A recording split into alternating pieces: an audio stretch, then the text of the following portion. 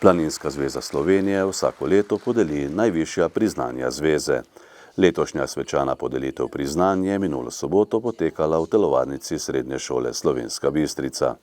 Na prireditvi so podelili svečane listine 11 zaslužnim posameznikom, spominske plakete 22 planincem ob življenjskih jubilejih in 5 priznanj vodstva Planinske zveze Slovenije za posebne dosežke.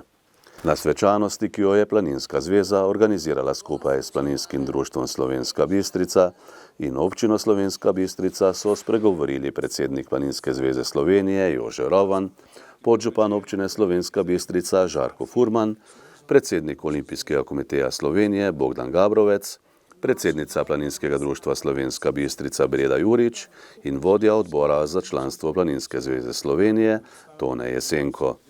Kulturni dogodek je s planinsko pesmijo obogatila moška komorna skupina KUD Lojze Avžner Zgornja Lužnica.